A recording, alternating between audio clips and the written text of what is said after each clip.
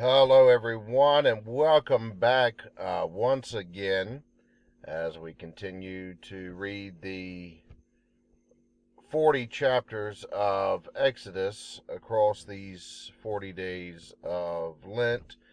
Now, on to day number 32, which at the conclusion of this reading leaves us has us completing 80% of the reading and the studies through this book.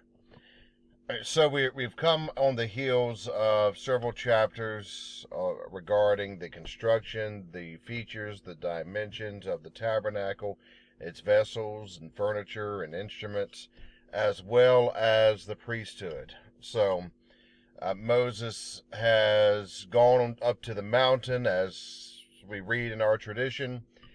He has received these decrees from God, and then we find the reaction in chapter number 32. During the course of Moses' time on that mountain, they grew impatient. And they said in verse number 1, "Let us make gods that will go before us." As for Moses, we don't know what's become of him. So the idea, no Moses. It doesn't seem like his welfare seems uncertain, having been on this mountain for some time. Likewise, they needed some God, and so let's make gods. Clearly here, the fallacy of their logic and of interpreting their own experience has become an overestimation of Moses, seeing him as a substitute or surrogate of God. Meanwhile, minimalizing God himself. Here there's going to be this friction until they can gain some sort of traction into a proper balance. That this is that remarkably in our contemporary context. Sometimes we place too much value on the those that we consider to be the surrogates for God, the ministers. It's not a healthy or use a helpful context. Interestingly, though, however, as I have discussed this with certain ministers that I have trained and are training, I also recognize there's a certain quality to this that we have to understand, that sometimes people look for God, and the closest that they see are his representatives, those that bear our vocation. However, really, this ought to apply to all Christians. But nevertheless, this isn't really what the text is about, although it does provide an interesting segue into these matters. And so here is God that led them out of Egypt. Moses, who kept talking about this God, but Moses is gone, and so now people don't know how to get a hold of God, so let's make a God. And Aaron, uh, who is the closest one to Moses. I mean, this is the brilliance and the mastery of the text, albeit in a real cringeworthy way. Aaron, the one who is supposed to, you would think, have the most amount of wisdom, says, "Okay, break off the gold earrings that are on your wives and sons and daughters and bring them to me." And so they bring all of this gold. Now remember, there had been something already with ears, that the earlobe was consecrated by the priest as part of their vocation. So there was something sacred about the ear. The earrings, when we go back to Genesis, when Jacob is going to consecrate his household, they remove their earrings. Here, they've got these earrings out of Egypt, and they're going to be used to make a god. It's going to be the commodities from Egypt that they're going to use to construct their god. Not only the commodities, but also in the image and likeness of the gods of Egypt, because the Egyptians are the ones who would create a golden calf, as the Hebrews do. And what was it in these chapters that we've recently engaged in? The gold from the people was supposed to go to this tabernacle. Here Moses is going to come down from the mountain, wanting the gold for the tabernacle, and now they are sacrificing and surrendering it for this calf. And it's hard to encourage people to sacrifice and surrender anything. They're going to surrender this calf, and then the most heinous part of it, perhaps in verse number 4, this golden calf is presented. Hey, these are your gods, O Israel, the one that brought you out of Egypt. A complete infidelity here. Aaron is going to see it, and he's down with it. He's going to build an altar for it. Now remember, what has Moses been collecting? The instructions to build an altar to God. Here, Aaron, he has this compulsion to build an altar for the golden calf, and then declares a feast. And what was it that we have seen? We've seen certain that Moses has been given certain ritual and liturgical times for different observances and sacrifices, and here the people are creating their own form of religious devotion.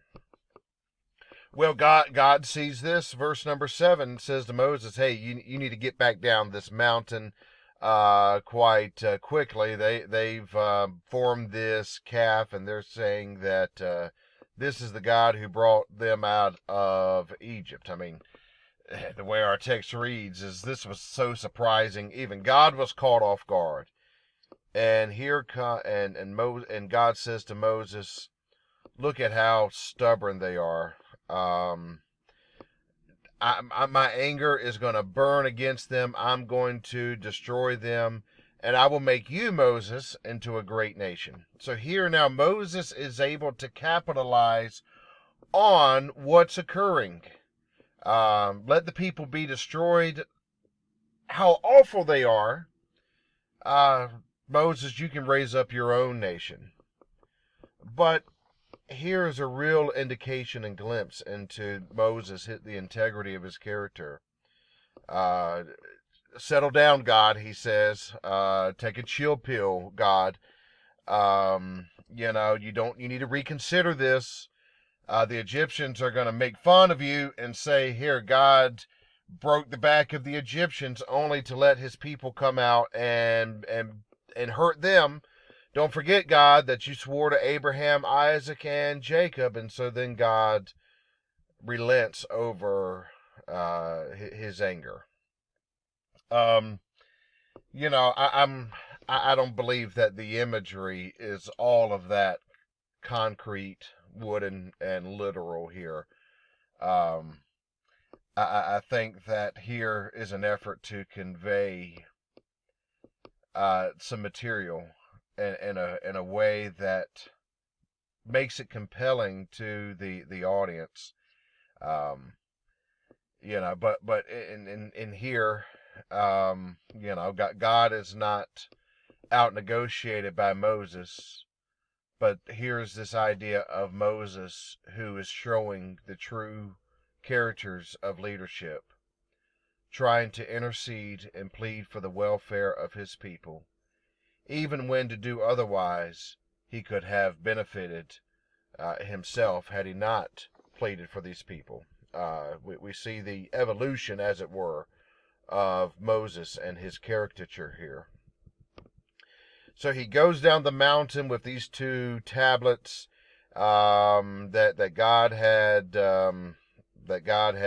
written on. Remember, Joshua had gone up partway with him. Joshua hears the noise from the people. They're excited. It sounds like they are going to go to war. Moses says it's not the sound of victory, nor is it the sound of those who cry because they overcome, but it's the sound of singing. It's a party. And here they are dancing around the calf. Moses is angry. He breaks the tablets. Why? Because everything that they are doing is the antithesis of these tablets. He's going to burn the calf into the ground, into a powder, it says. And he's going to pour it into water, and he's going to make the people drink it, this nasty water. Here we find a reversion of circumstances. God had cleaned up poisonous water very early on when they found themselves in the wilderness. Now they're going to drink bitter water made out of this golden powder. I don't know. In our modern paradigm, we might understand this as probably studies would show this would lead to cancer or something at some point, or increase the risk of cancer. Of course, Moses is going to approach Aaron. How did this happen? Aaron says, hey, settle down. You know that these people are evil. And so what do you expect? They convince me to help them out in this wild scheme. And, that's not quite so, Aaron. It seems to be you were quite an accomplice and a leader in all of this. But what we see is the juxtaposition between Moses, the selfless, sacrificial leader, and Aaron, who just is a failure at this point. It says Aaron had let them run out of control in verse number 25. Moses says, the lines are drawn.